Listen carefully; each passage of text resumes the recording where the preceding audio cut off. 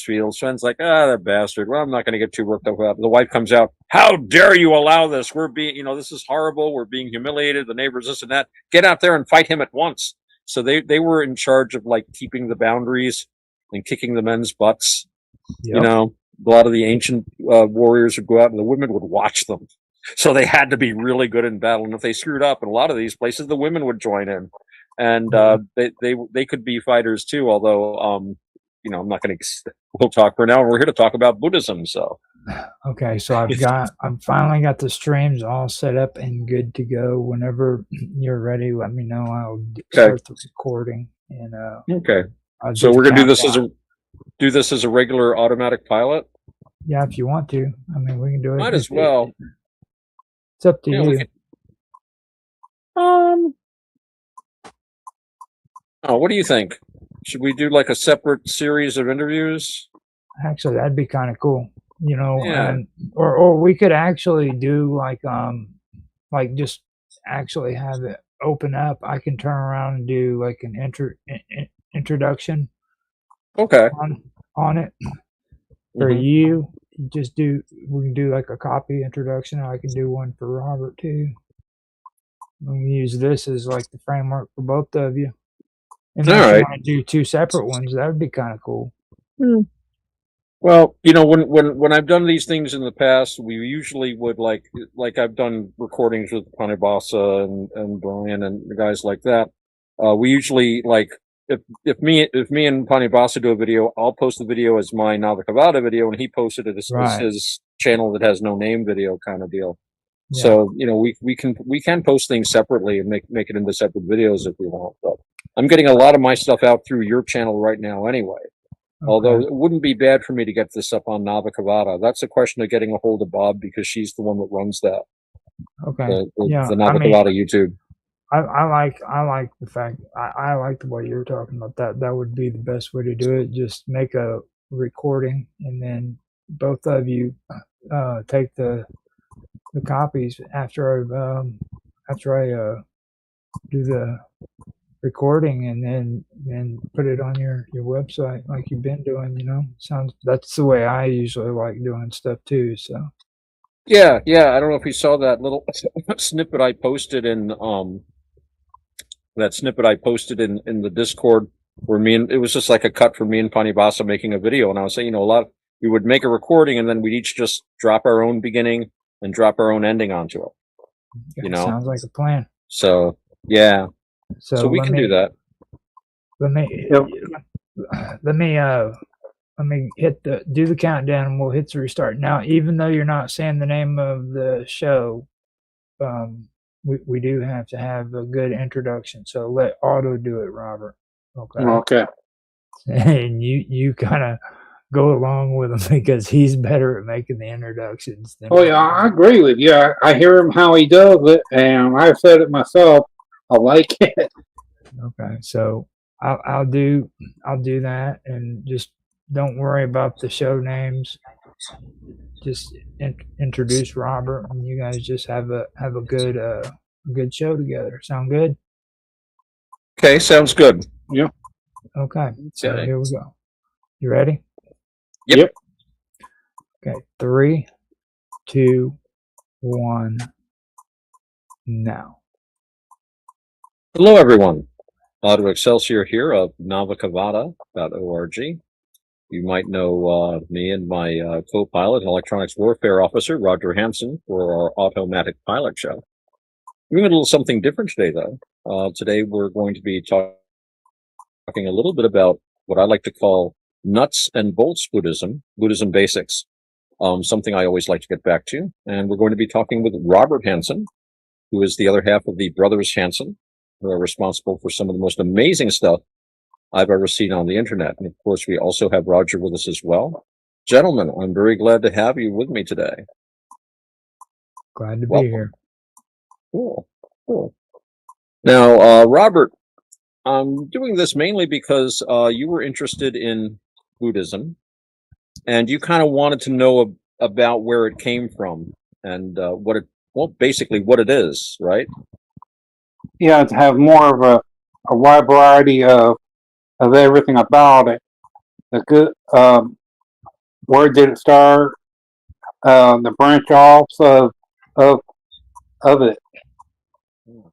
Well, I think that I can only talk out of my own knowledge of Buddhism. Oh yeah. So I would be happy to talk about what I know and my own understanding. I should start by mentioning that there are a lot of different things out there called Buddhism.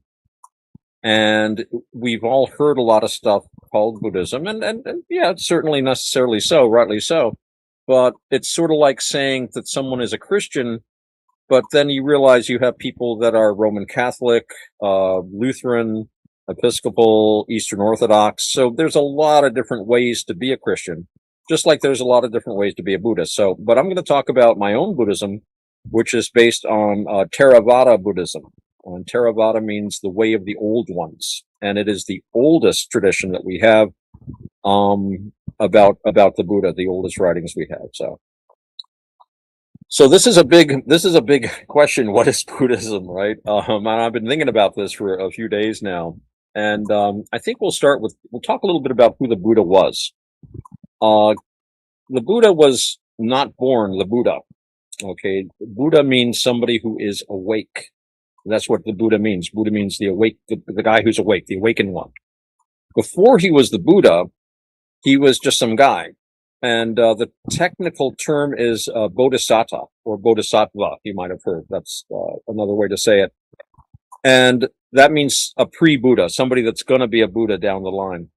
So when his name was Gautama Siddhartha. And so when Gautama was born, this is the story. His father, who was a prince, a military man, he was part of the ruling military caste in India. He consulted astrologers, and you always consult an astrologer. You know, what is my son's life going to be? And the astrologer cast his horoscope, and he said, "Well, your son Gautama is either going to be a world teacher, or he's going to be a world conqueror." I think the term was Chakravartin, which means a wheel-turning monarch. In other words, he's going to be this great military and political overlord, or he's going to be this amazing spiritual teacher. Well, now his father was already a military man, and he obviously wanted his son to be a general and a conqueror and stuff. So he says, well, I'm going to addict my son to all the worldly pleasures in life. So he'll never think about that holy stuff and the spiritual teachings and stuff. So the Buddha grew up with amazing wealth, amazing luxury, right? Hot and cold running dancing girls, right? He had palaces for every season of the year. He was married to, I believe he had 4 wives. You'd have to check. Each wife had her own palace. You know, this is like really Elon Musk levels of wealth. Well, maybe not quite Elon, but yeah, very, very, very well off. And so he always grew up surrounded by wonderful food. All things were smooth for him. You know, never any lumps in the bed. His attendants were always healthy and young. The only old person he ever saw was his own father, who, although he was gray-haired, he was still a stalwart, strong guy in his early 50s or mid-50s even. And so he's like tooling along, thinking, this is great. And one day he's going out with for a chariot ride with his charioteer, and they're bopping along, and he sees this person by the side of the road, and he's like gray-haired like his dad, but he's all wrinkled, right? And he can barely stand upright. He's got a stick, and he's got a younger man helping him along, and he can barely move. And the Buddha had never seen anything like this. This guy's obviously suffering. He can barely walk, so because it was charioteer. What happened to that guy? The charioteer, well, he got old. The Buddha said, old? The only other person with gray hair I ever saw was my dad, and he's in good shape. He can beat me at arm wrestling. It's like, oh, no, this is what happens to everyone. Everybody gets old. And they get like that. And the Buddha goes, wow.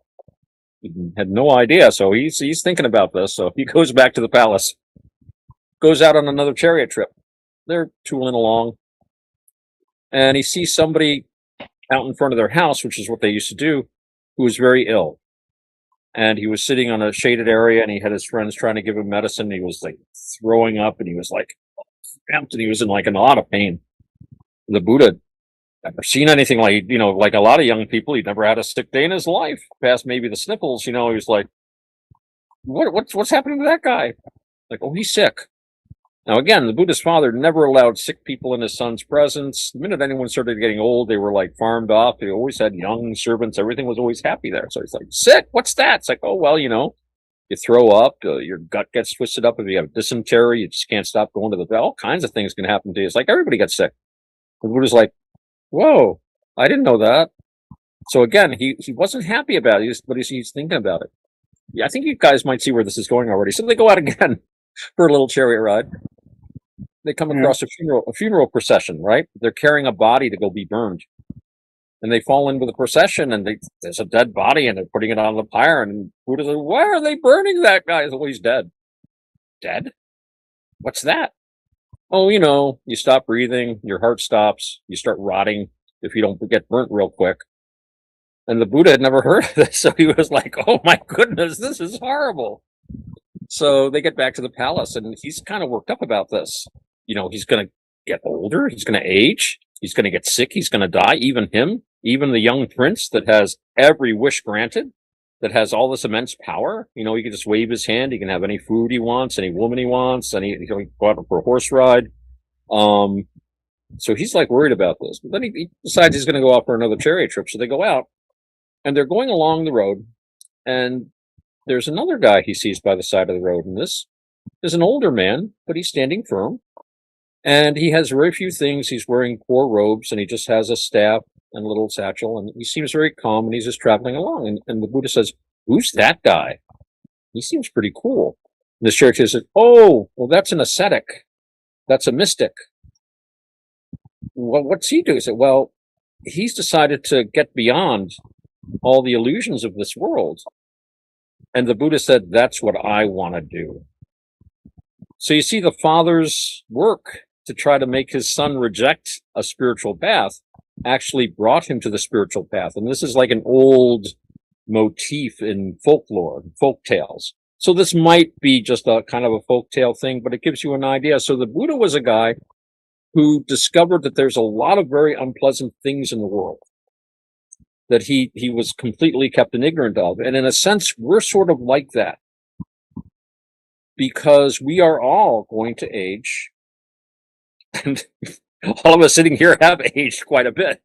Me, not least of all, right? And we're all going to get ill, and we've all been ill. And unfortunately, we're all going to die.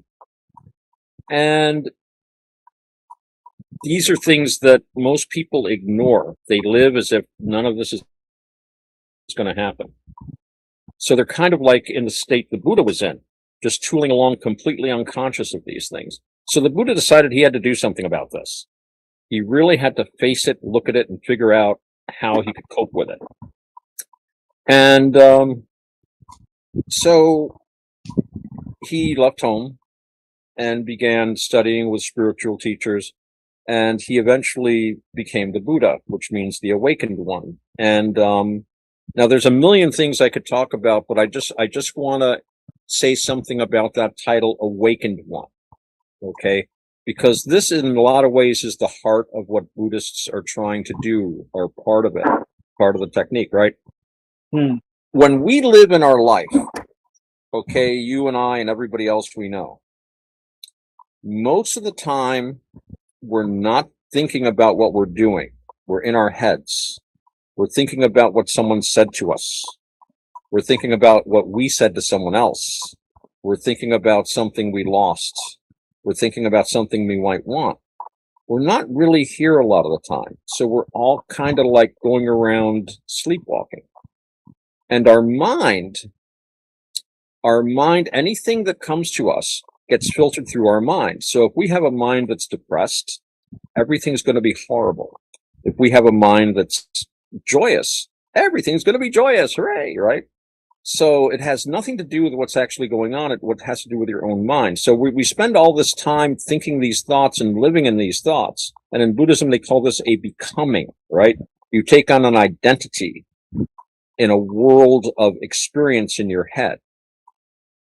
And again, when I talk about this, you have to say more things. What happens is, well, put it this way. The Buddha was talking about, and the Buddha was said that he taught two things, right? Suffering and the end of suffering. Because he saw all this death happening and all this sickness and aging, and he was disturbed by it. He was suffering, not in pain. You know, you stub your toe, that's pain. But you suffer when you think, damn, I should not have stubbed my toe, right? That's the mental anguish. So he, by looking, discovered that you suffer because you crave something. You crave a sandwich, right? And then you cling to the idea of having a sandwich. You cling to that, right? And if you don't have a sandwich, you're miserable. Because I don't have a sandwich. I'm thinking about the sandwich. Where's my sandwich? I want a bloody sandwich, right? And you don't have one. This is suffering caused by clinging to the idea of a sandwich. To get out of the suffering, you just stop clinging to the idea of a sandwich. You say, well, I don't have a sandwich, but that's okay. I don't care. And suddenly you're not suffering from it anymore, right? And even if you get the sandwich, and this is the tricky part, right? Say you're craving a sandwich, right? You're clinging to the idea of a sandwich. So you go and you make a sandwich, right? You solve the problem. Well, not really, because you eat the sandwich. Now notice, first of all, that eating the sandwich probably takes less than 5 minutes, right? You spent hours thinking about having the sandwich. Most of your time with the sandwich is spent just thinking about it. The sandwich itself, it's gone. You eat it 5 minutes and suddenly you don't have a sandwich anymore.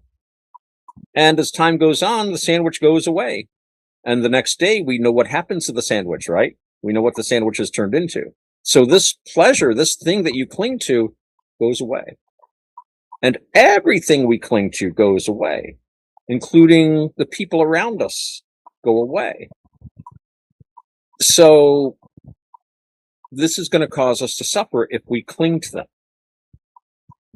Now, this sometimes gets people upset about Buddhism because, and I've had this conversation with people, in order to understand why you're suffering, right? In order to understand the clinging and the craving, you have to comprehend what's going on. You have to look at your suffering very closely and see that it's there.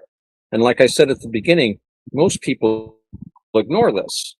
So one of the first things that a Buddhist does is, after, receiving precepts or undertaking to keep precepts, is you have 5 things you're supposed to think about every day. And one is the discovery of the Buddha, that you are going to age. That's normal, part of the deal. You're born, you're going to age. You're going to get sick. It's normal. It's part of the deal. You can't help it. You're going to get sick sometime or other. And yes, you are going to die. Unfortunately, we're all going to die. And that's part of the deal. You can't help that. And then the further remembrance is that you will be separated from things, from all that you hold dear, from all the things you like. They're going to go away one way or another. The sandwich is gone. Our friends will move away or they'll die. Eventually we'll die and we'll leave everything. So we will be separated from things. Of course, we'll also be separated from things we don't like too. But we're going to be separated from all these things that we spend our time and effort on. But then we remember another thing. And that is that we are the owners of our actions, right? We have power. The decisions we make today can affect our future, can affect our suffering, right? So even though we have all these things coming at us, age, illness, death, separation, all this stuff is happening, we're not helpless. We can look at these things, understand them, and understand why we suffer from them. So the Buddha wants us to learn how not to suffer, how, in fact, to be happy.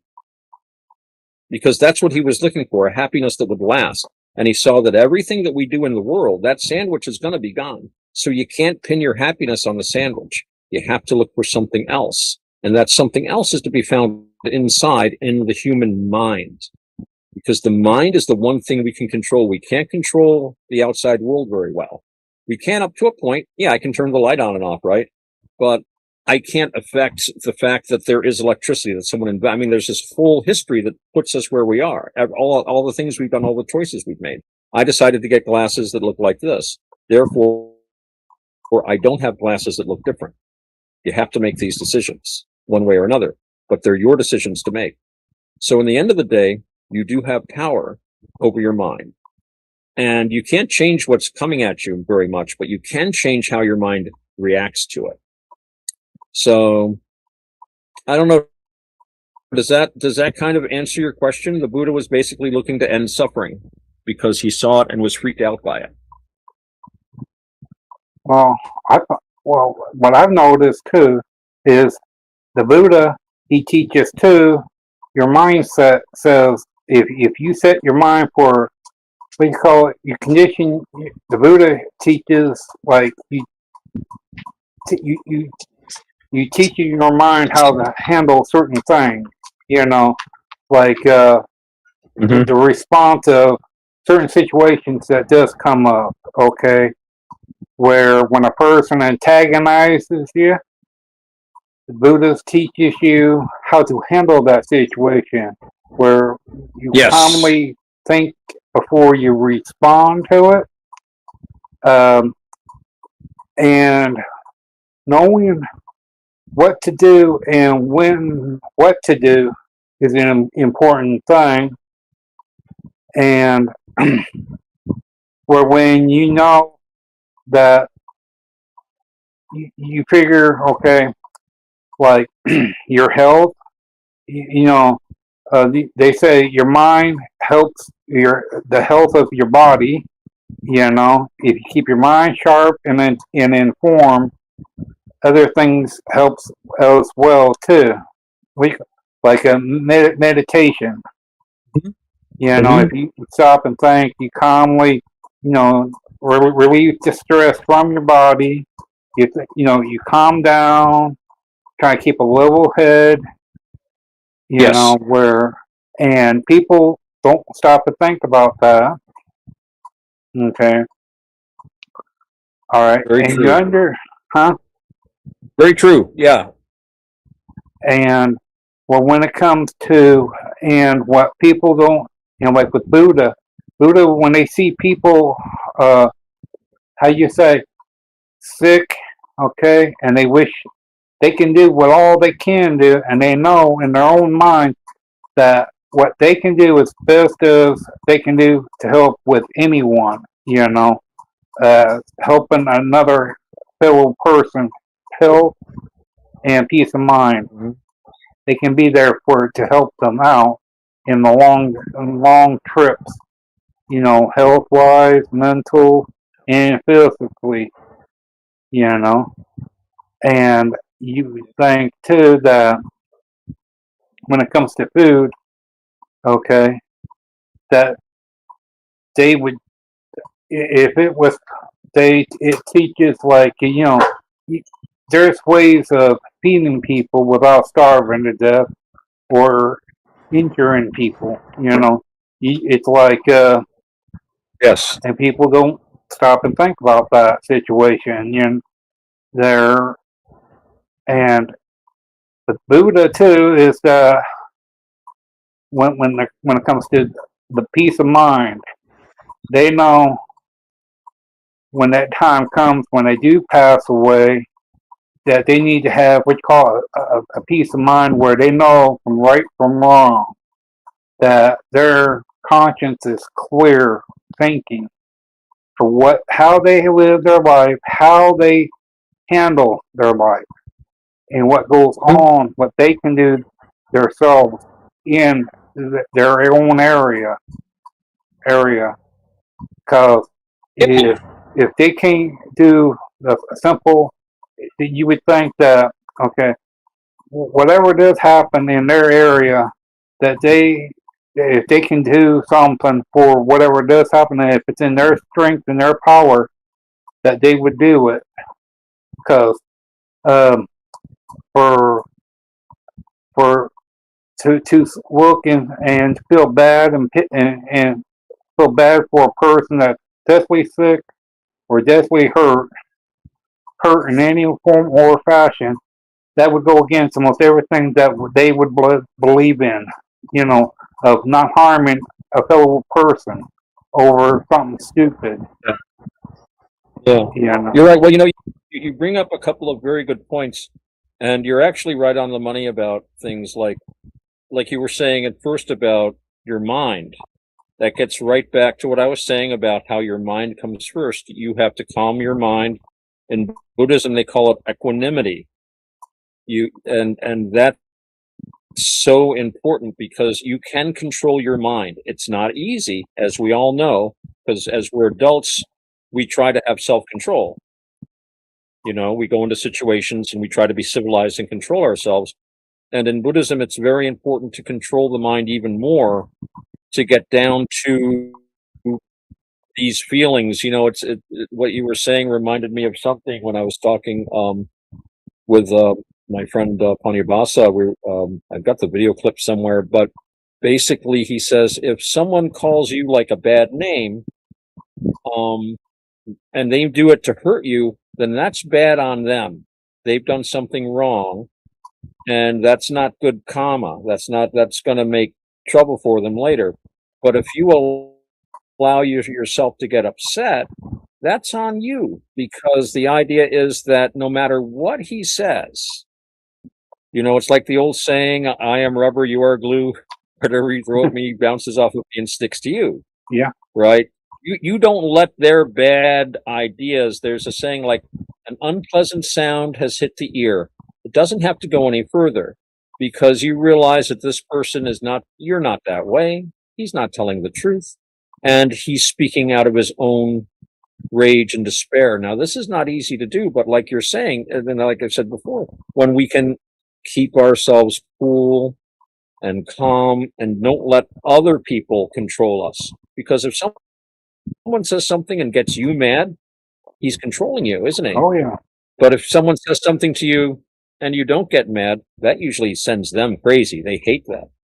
And not that you're doing it for that, but it's like, why should you let someone else control your mind? And you made a good point about when you come to the end of life, it is very important in Buddhism to have a good mental attitude. And a big part of that is, like you say, you look back on your life and you realize you've done your best not to harm people. We have 5 precepts in Buddhism that a good Buddhist does their best to uphold, and that is you don't kill people, you don't do harm, you don't steal, you don't lie, you do not cheat on your spouse or engage in any other irregularity, you don't, anything like that, and you don't drink alcohol. And by doing these things in Buddhism, we say you're offering protection to the people around you. See, in Theravada Buddhism, a lot of people say, well, you got to go out and help other people. In our Buddhism, we work on ourselves. But because and some people, that's greedy, you should be working on other people. No, we work on ourselves so that other people benefit. So if I don't kill or steal or lie or cheat or get drunk, I'm a lot better to be around. I would prefer to be around people that don't lie, don't cheat, don't steal, that don't get drunk, that, don't do any of these things, right? So you're offering protection to the people around you. They don't have to worry about you. They can trust you. They can like you. And when you're around people like that, then you can feel the same way. And this makes things better. And when you look back over your life and you realize that you've been this way, then you can leave this world with a good mental attitude. And this is very important in Buddhism anyway, because in Buddhism, we have more than one birth. Not every religion has that. But in Buddhism, you are going to keep going. And where you go is going to depend not only on what you've done, but on your mental attitude toward what you've done. So what you said was right on the button. You want to be always in control of your mind. Don't let other people disturb your equanimity. And you want to be in Buddhism, they call it virtue, which we also call it in English. You want to be a virtuous person so that you're not disturbed. You're not lying on your deathbed saying, I was really mean to that person.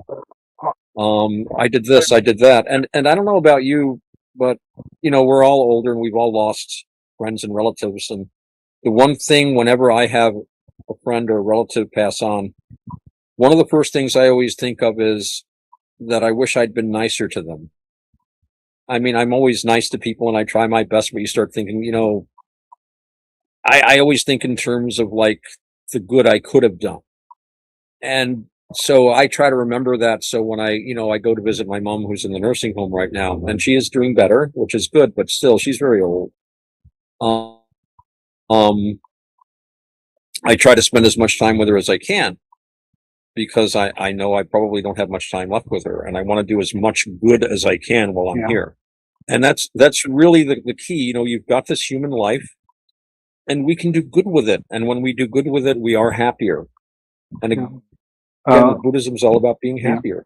So you're right on the money. Yeah, but like what you just said about you're fixing yourself. Well, but here's the thing: you're setting a certain thing out. You're recognizing that you need to fix yourself above everything else. But people that witnesses it, they're sitting there saying, if he can recognize himself, in what way is he fixing himself, and how does he notices it? And they sit and notice it about themselves by what you do as a person. Yes. And and a set of minds too, as a Buddhist. Like, okay, when people and I know this, but when people have said things, we call it where when your emotion gets hit by what they do say, it makes you think, okay, why am I feeling a certain way about that? And that's the thing that people do got to watch out for, because it's a dangerous thing, because people react in not a very good way when that situation appears. Yeah. And that's a good point, because when someone says something to you, like you're talking about, says something that you don't like, you do have that reaction. Nobody likes to be, have unpleasant things said to them. I don't like it. It can be very upsetting, but you're right to be able to step back from it and say, why am I feeling this way? That's an important part. We need to step back from ourselves a little bit and look at what we're doing. And and you make a good point about that's really the best thing we can do for other people, is to try to give them a good example. Because if you just tell someone to do something, but you don't do it yourself, they're not going to be very impressed with it. Yeah, and that's like being two-faced. You're saying that you believe in this, but then at the same time, you're not following the same thing within that in that religion, or that type of deal, the ideals of it. Right. You've got to walk the walk as well as talk the talk, and it's a lot easier to talk than it is to walk. Yeah.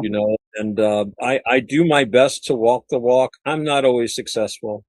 None of us are, but you bring yourself back. Every time you stumble a little bit or slip, you just pick yourself right up and go again. In fact, a big part of the practice of Buddhism, especially when you're first getting started, is the normal state is you bring yourself back, you bring yourself back, you bring yourself back. Do it 100 times, 1,000 times, it doesn't matter.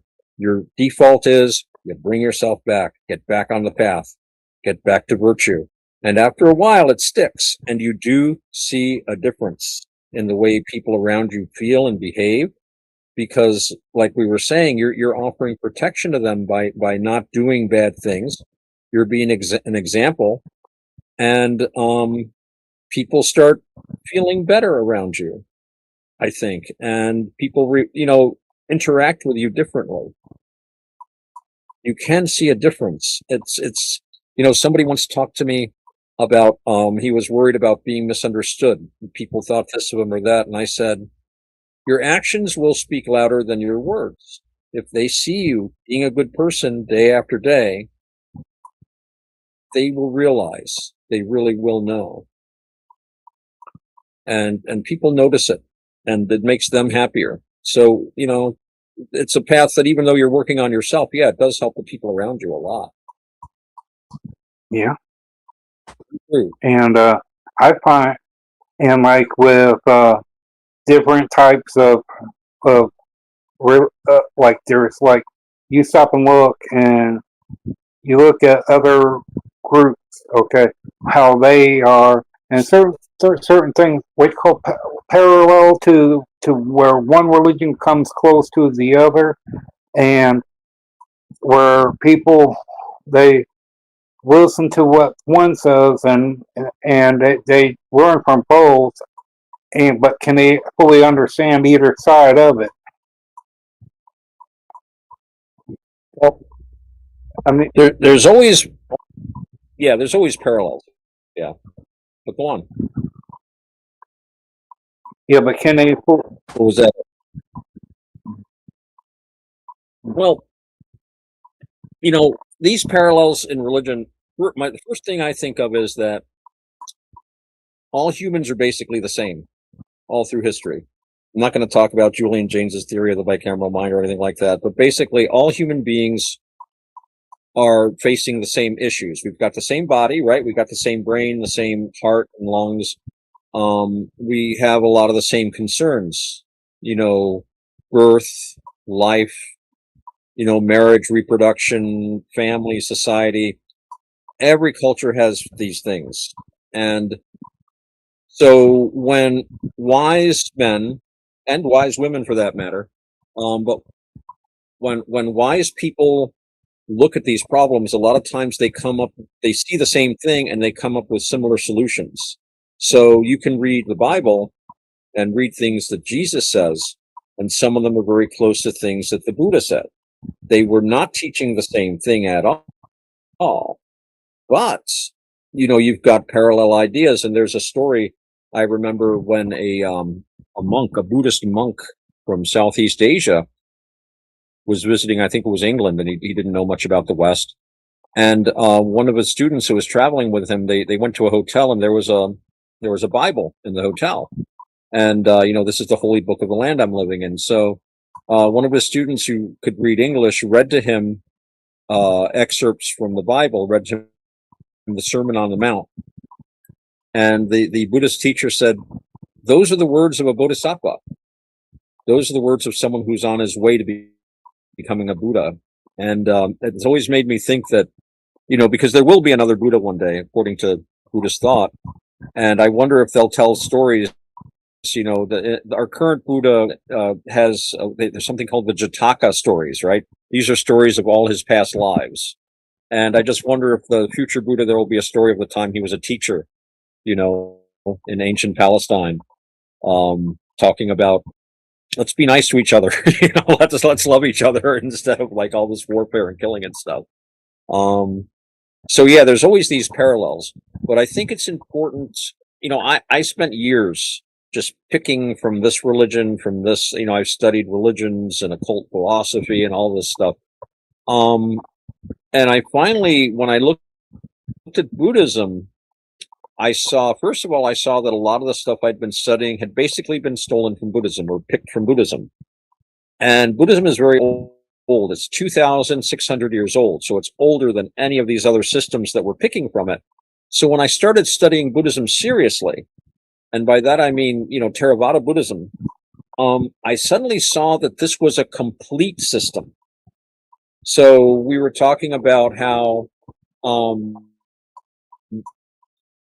there's a lot of Buddhist techniques out there that are being taught, like what they call, kind of inaccurately, mindfulness meditation, where you just sit and all you think about is the present moment, and you don't care about the past or you don't care about the future. You're just here now. And so in theory, all your worries about the past and the future just go away, and you can just groove in this kind of eternal now thing. Well, that is helpful to make you feel better for a little while, but it doesn't really get you anywhere. Now, in Buddhism, they do have that technique, but it's part of a bigger system. And the idea in Buddhism is you focus on the present moment, right here and right now. The past, 5 minutes ago, 5 years ago, 5 seconds ago is not real. The future, 5 seconds, 5 minutes, 5 years from now, that's not real. All that's real is this moment, right? when you're in that moment, you've got work to do. Because if you can drop all your worries about the past and the future, you can concentrate your mind right now. And right now is when you make decisions. And every decision you make right now, every decision you make, every action you do is going to affect your future. And if we make these decisions while we're lost in our own heads thinking about that sandwich, we're not going to make good decisions, except we want to go out to the store and buy some mayonnaise and some sliced turkey or something to make a sandwich with, or whatever you like in your sandwich. So, yeah, it's interesting to see these little different parallels.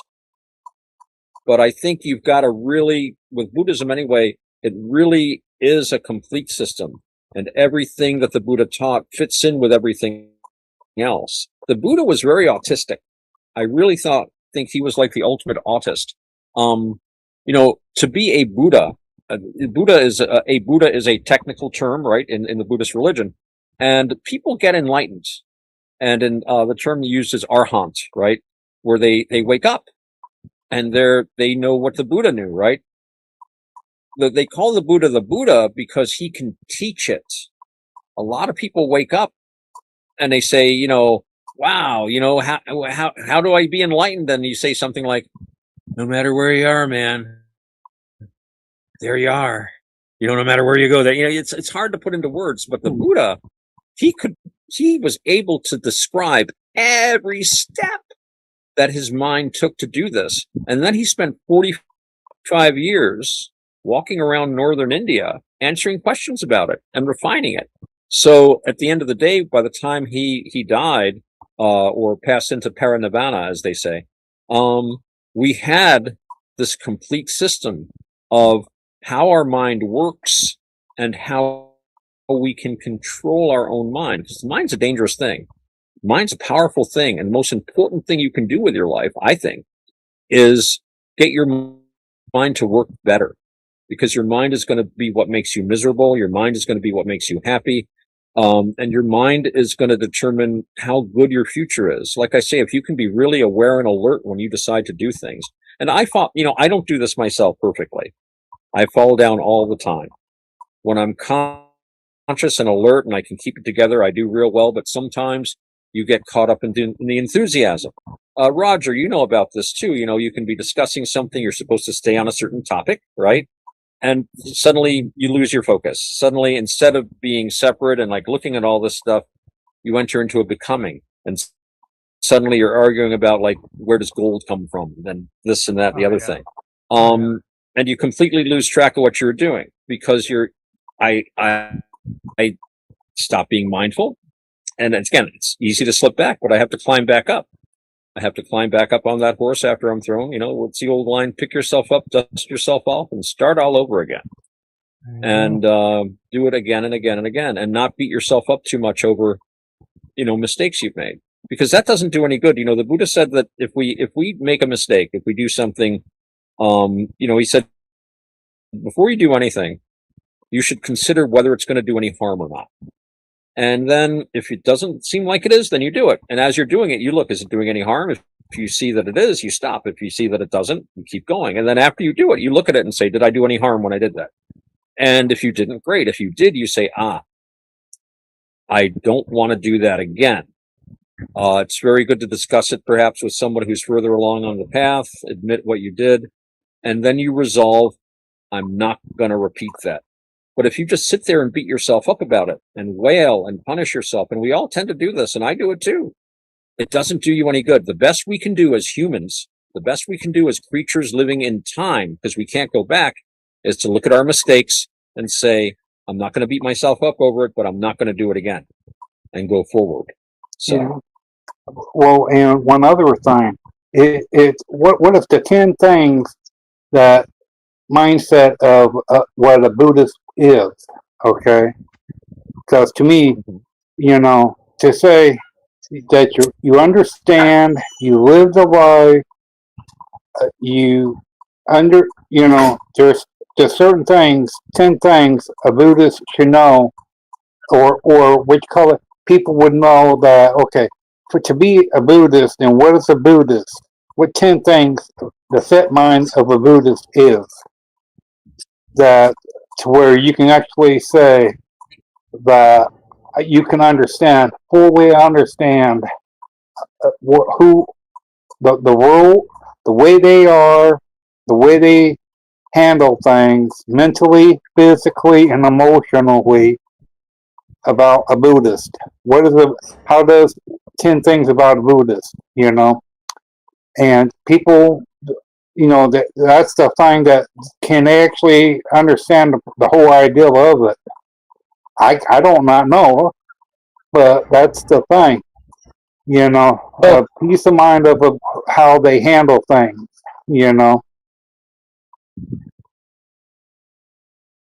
Well, like I said, there's a lot of different kinds of Buddhism in the world. Yeah.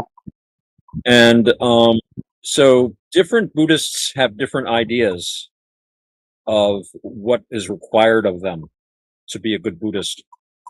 And then you have to remember that there's two levels of Buddhism. You have what they call, well, technically three. You've got the regular lay people, lay followers, like everyday Buddhists, but they go to work every day and they're just. Then you've got what they call the Sangha, which are the monks. It's actually bhikkhu, which means, I think, wanderer. They're not like Western monks, but that's a pretty good translation. So, and then you've got what they call the noble Sangha. And the noble Sangha are monks who have attained enlightenment. They're arhants. They're basically on the same level as the Buddha mentally. They just don't teach. To teach, that makes you a Buddha. So each group has its own responsibilities and things it has to do. Although the Sangha and the Noble Sangha are pretty much seamless, because you never know. You're not supposed to tell people if you become enlightened, if you're a monk. You're not supposed to discuss it. So when you meet a Buddhist monk, you never know. Maybe he's enlightened, maybe not. They don't talk about it. That's a private, very private thing. Yeah.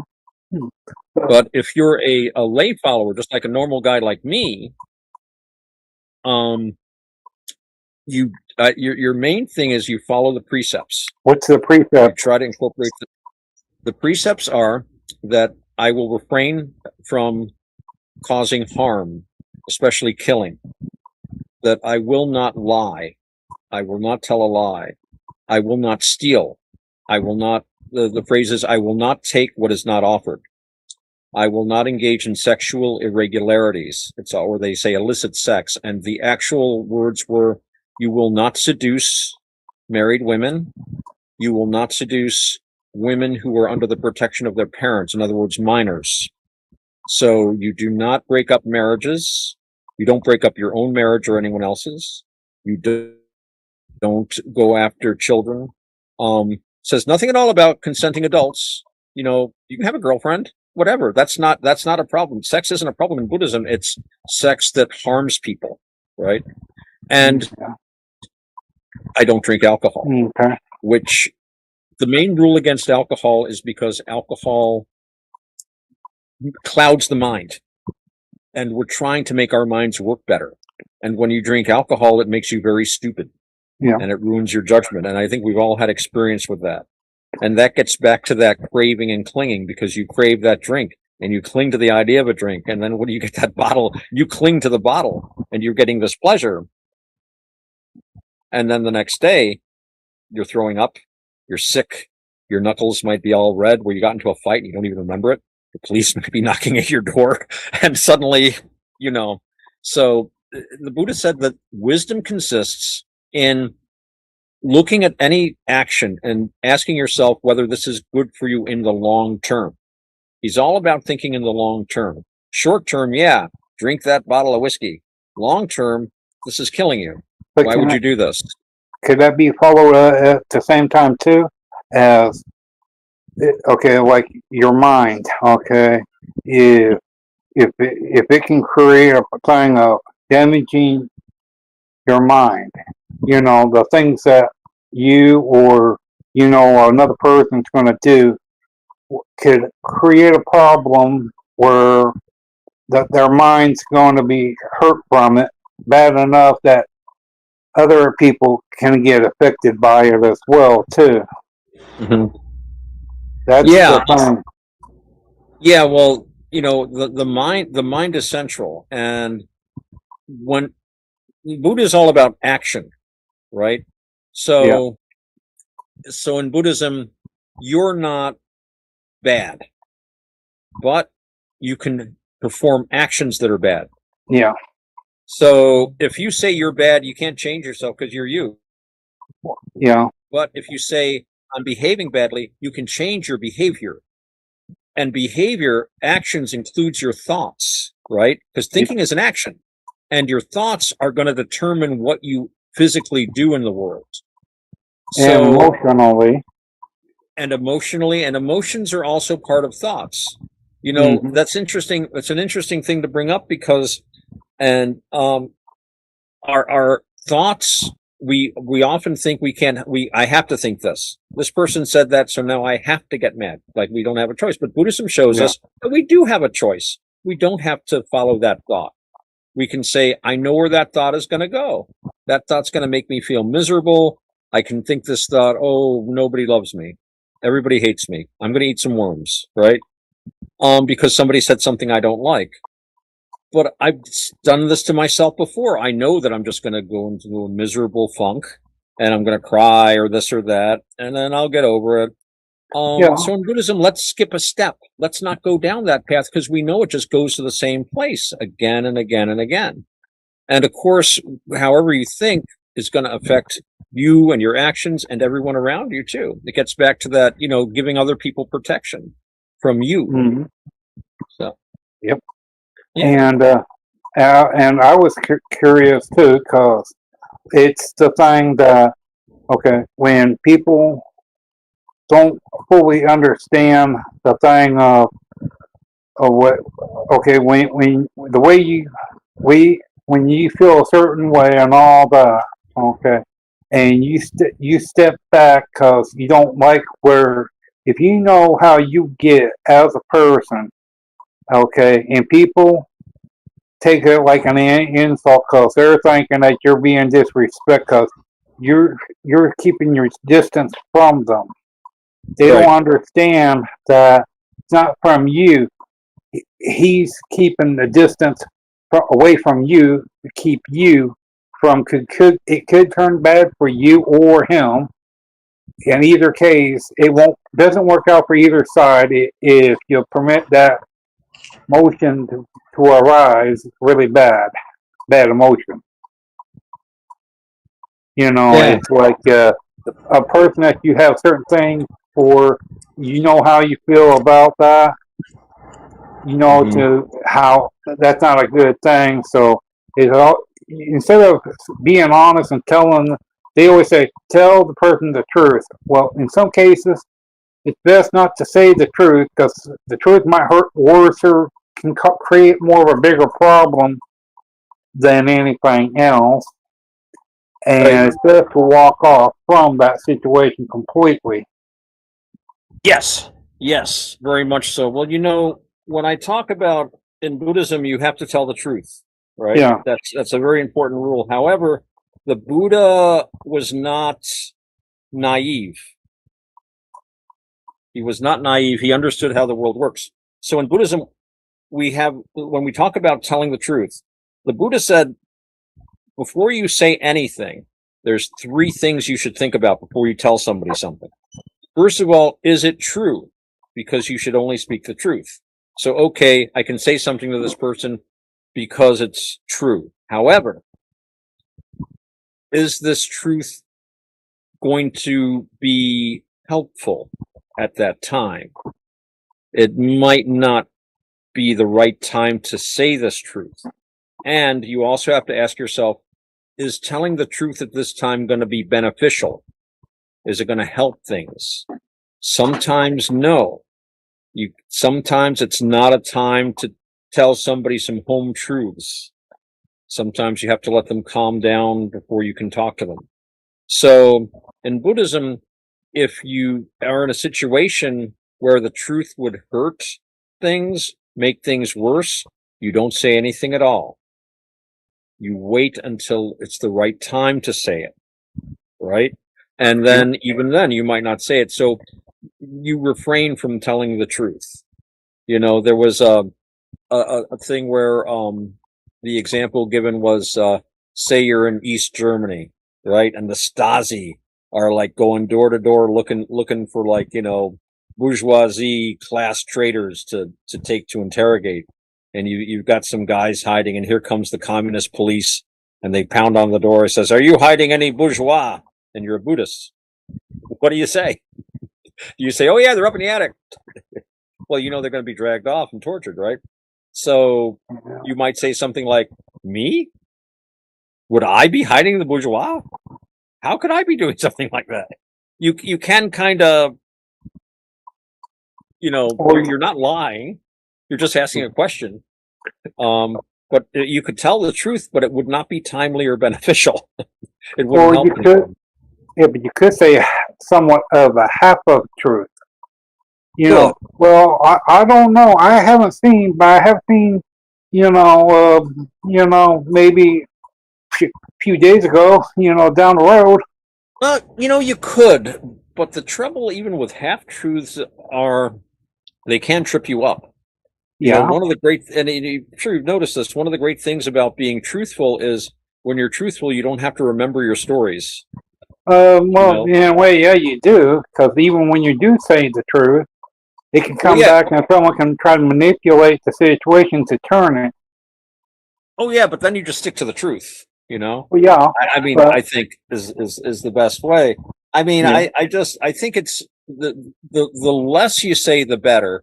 You want to keep it simple. If you think you can get away with something, but even then, a half truth still isn't a truth. As a Buddhist, you should try to find some way around it.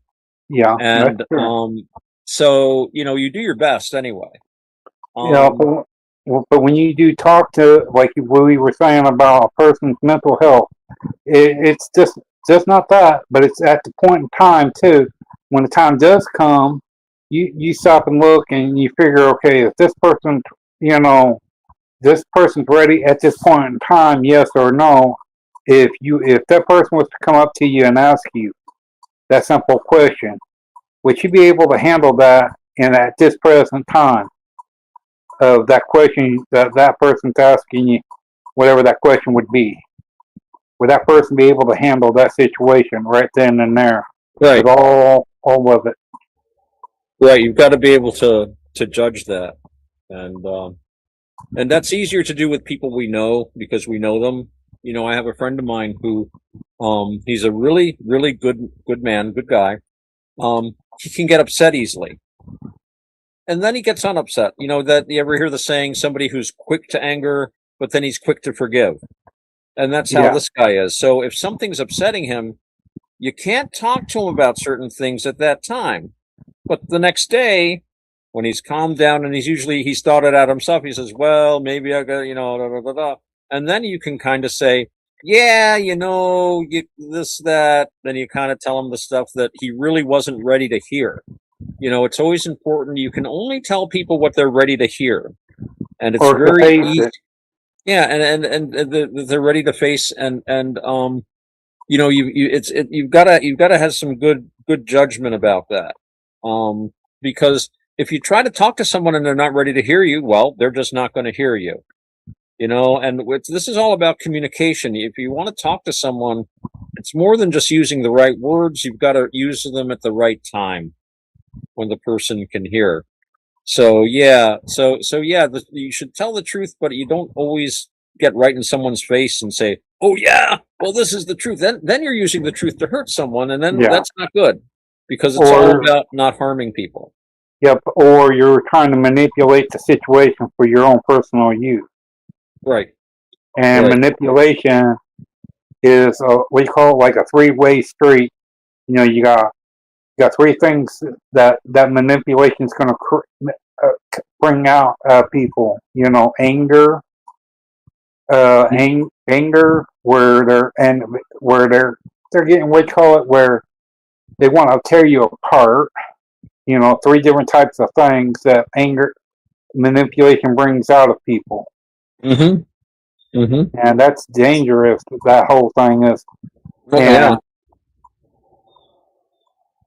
Well, there's an old saying. I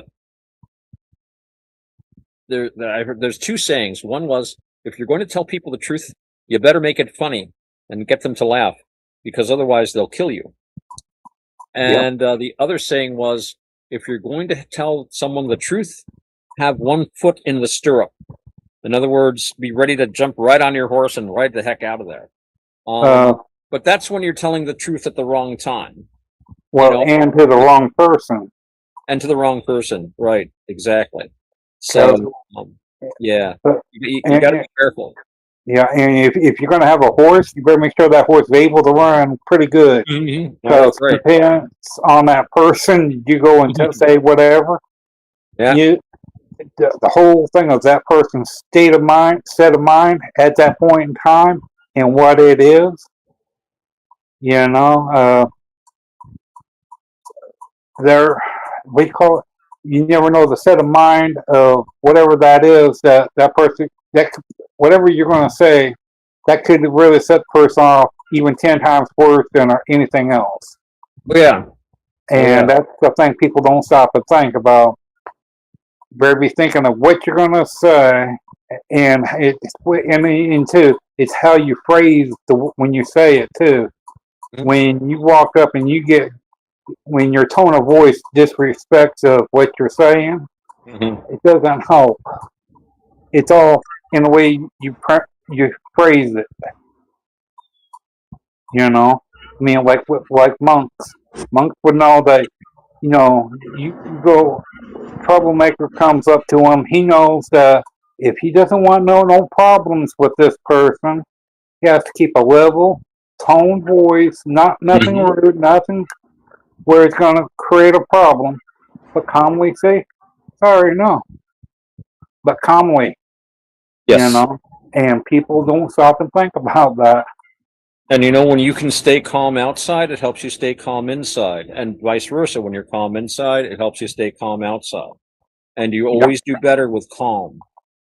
You always do better when you can be, they call that equanimity in Buddhism. Well, all kinds of special terms in Buddhism, but they're just regular things we do, because like you're saying about keeping calm and everything, that has to do with the way you think about things, right? And you can look at this and you can approach it and either let someone get under your skin, and then, like I was saying before, then they control you, and suddenly they're in charge and you're losing. The Buddha used to say, if your enemy says something to get you angry and you get angry, think of how happy that makes your enemy, right? So, yeah, very, very much so. And if you're able to maintain that, you've got a huge advantage. And again, you're less miserable. You have more happiness. You're not getting pulled into somebody else's unhappiness. Because when people insult you or do these things, they're not happy. They're miserable. They're talking out of their own misery. What kind of a person has to go and say and do things like that, right? Somebody who's pretty bloody miserable inside. You kind of got to feel sorry for them if you think about it. But it's important, like you were saying, to be able to step back and see that. So that's good. That's good, Rob. Yeah. And it's like them three places in India. Monks, talking about three different types of monks live one another, close to one another. The schools and all that was right there. They work they live together. Well, as you said, they teach their own thing, but they lived in close areas. They lived with each other, not to have conflict, where they did not compete, saying mine is better than yours or anything like that. It's that they respected enough of it to where you teach to understand the full thing is more mature than what most people are. Because if you got three different types of religion as a monk, you have to understand all three of them to understand that. Look at the process, how they live, the food, how everything works. Okay, if they can live like that with no problem, okay, no fights, none of it. Why is it that people can't follow the same route as they did? All three of the monks in India during World War II. That was during that specific time when the place was built. Well, they lived there, and Well, it's interesting because in a lot of these countries, there are more traditions than we have of just, living and let live. I mean, if you go to India, you know, it's somebody pointed this out to me. You've heard of Hinduism, right? Hinduism, the yeah, Hindu religion. There's actually no such thing. Hinduism as a word was invented in 1814 by anthropologists because they were huh, trying to describe how all the different Indian religions, they have hundreds of gods and each person worships their own god. They're really all separate religions, but they all get along and they accept each yeah, other's religions. And then the English came along and said, look at all these guys. They don't hate each other. This must be just one religion. And they do share a lot of mythology, but so to Jews and Christians and Muslims in the West. They all have very similar ideas about religion. They have a lot of, Christianity came out of Judaism and Islam came out of Christianity and Judaism combined. So they've got a lot of common elements, right? But they fight like cats and dogs.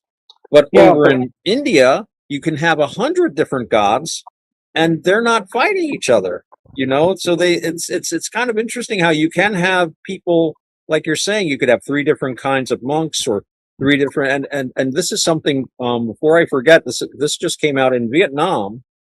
They have a new Catholic saint now, and perhaps Tan will talk about it on the show next time that he's on. And one of the things he posted an article in Minds, which you can check out. And one of the things they noticed, I thought it was interesting. I posted it in the Buddhist Discord, where even Buddhists were attending his funeral they were attending his ceremony to become a saint. I think they call it beatification. And that Buddhists and even, like, as they said, people with no particular religion, probably like animists and stuff like that, were paying homage to him. So in Southeast Asia, just because I'm a Buddhist or an animist doesn't mean I can't go to a Catholic saint and pray to him Yeah. as well. They don't see any problem with that. Now, the Catholic, I'm sure, would have a problem with going to a Buddhist shrine to make an offering, but the Buddhist and the animist don't see any problem. So you do have that. That's I think a good tradition for us to pursue. We need to learn to live together better Well, and yeah, not but worry about the other person's religion that much. Let them have it. yeah, but here's the thing: it takes more than that because you look at all these places with different types of religion, and they can't grasp at the ideal. Okay, if our if what we're doing is harming other people, can they say that our religion, if our, how is it that they can't realize what their religion's causing other religions, when they're losing people and they're saying their religion's more important than theirs? That's not good because that just creates more of a bigger problem. Yeah. Well, that's the Okay. thing. That's the thing because religions used to be very, I was just reading a thing about the ancient Romans, and they had so many gods, and they were always importing new gods. I mean, they would just invite them into the city and build temples to them and stuff because they liked having lots of gods. But then you get this religious idea, like you're saying, my religion's better. I saw this wonderful documentary about the religious wars they were having in Europe, up in the Netherlands, and it was like basically the Catholics versus the Protestants. And up in the Netherlands, it was awful because when the Catholics came to power, they just burned any Protestant they could get a hold of. And when the Protestants came into power, guess what they did? They started burning Catholics. It was just, and I mean, they both worship God. They're both Christians, right? They both have Jesus and all these same teachings about, don't hurt people, peace, the Prince of Peace, and they're torturing people. So this is really weird when you look at like most of history. I mean, that's not to say there weren't like religious arguments, The first real big, I think I posted it in the Discord again. Post a lot in the Discord.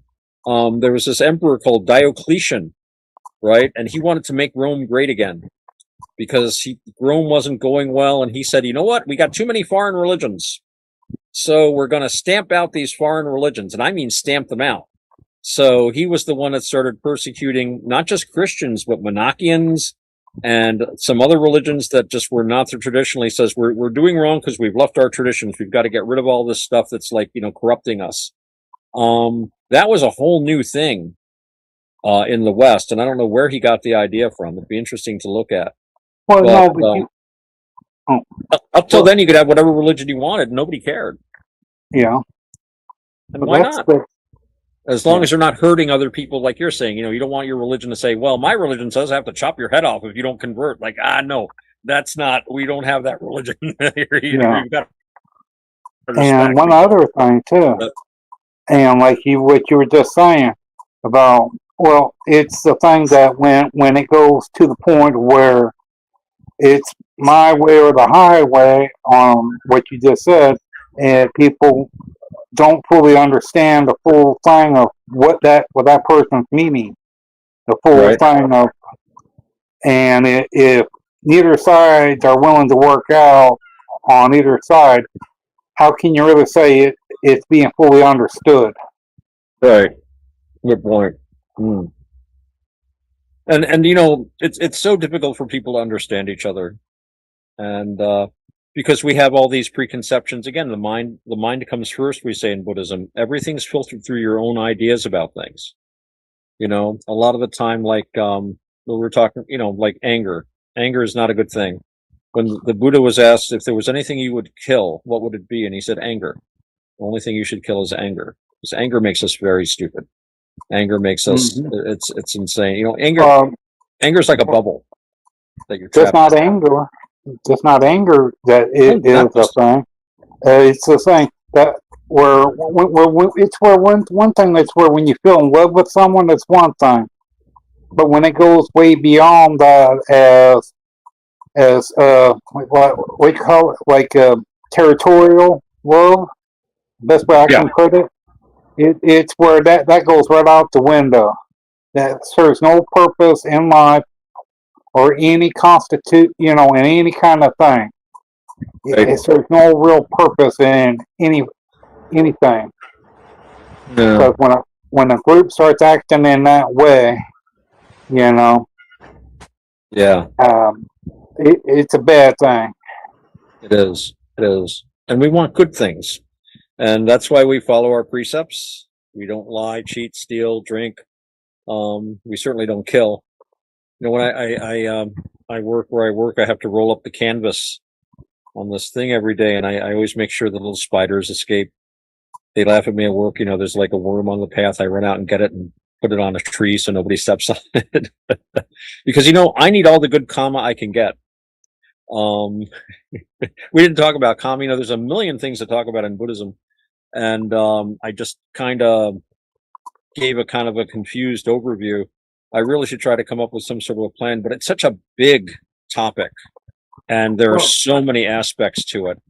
But it is 21 after 8. I was thinking we should probably wind things down pretty soon. We don't want this to be too long, especially since we can do other shows, and maybe we can follow up some of these ideas. Okay. But if we try to cover too much today, we might lose viewers. I wonder if we have any viewers. Roger, do we have anyone mentioning it, chatting with us, or watching us, or anything like that? We had Veterans Radio on Kick who stopped in. He just gave his regular emojis, but he didn't say anything. I did a shout out saying hello to Veterans Radio and thanks for stopping in. So we thank you. We do appreciate it. We do appreciate it. Yeah. We had we had 3 views on YouTube, and we've had 2 views on Rumble, and on Kick we've had between 1 and 2. It bounces up and down. So, gentlemen, we are reaching them. We're reaching them.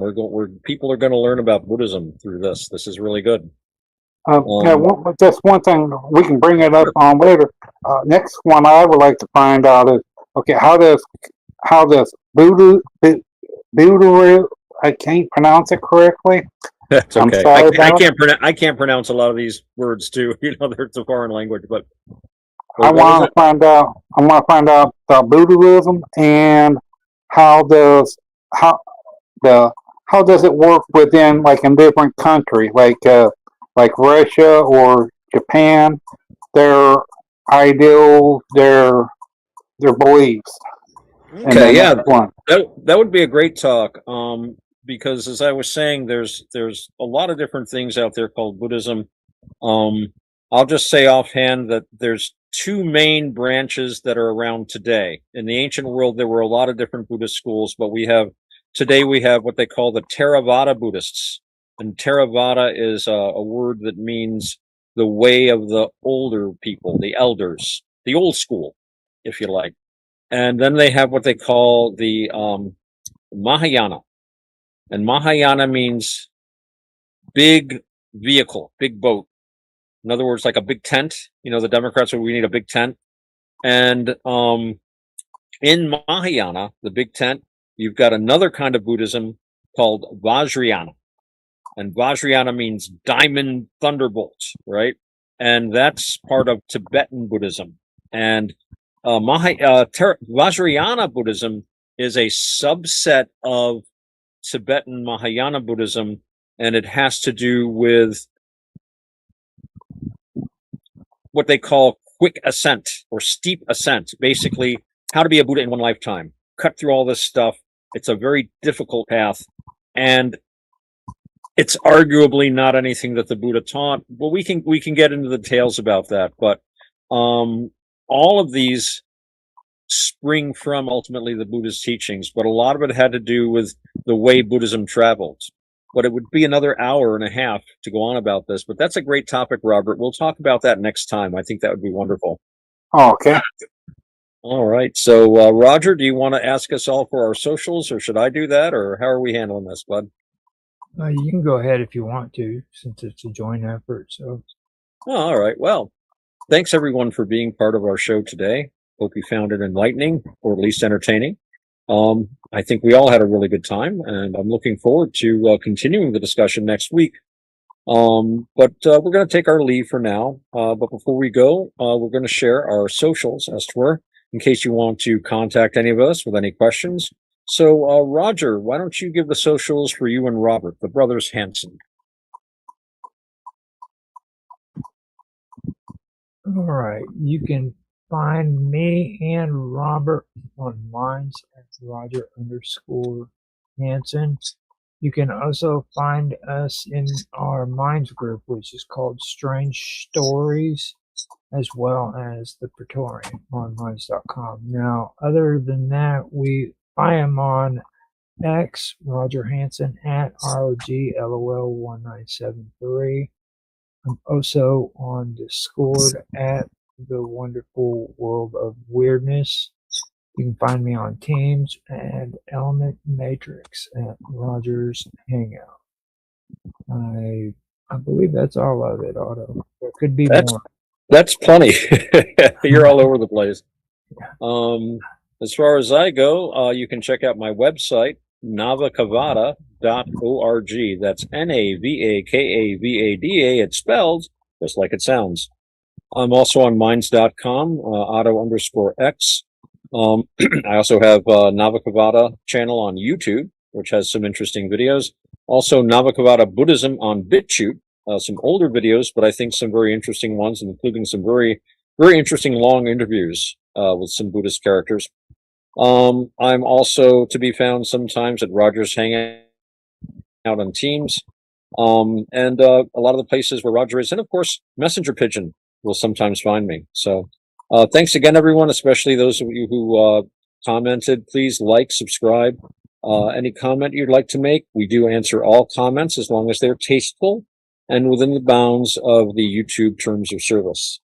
So that being said, I'm looking forward to our talk next week. Robert, Roger, it was been great working with you gentlemen. And hopefully we'll see you guys and all of our audience next week.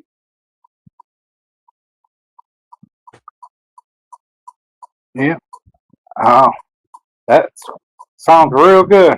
Yeah, that was But my hair is a mess. the recording came out great. I'm gonna end the stream here in a second. So, Oh, we're still online. yeah, I just have to bounce between the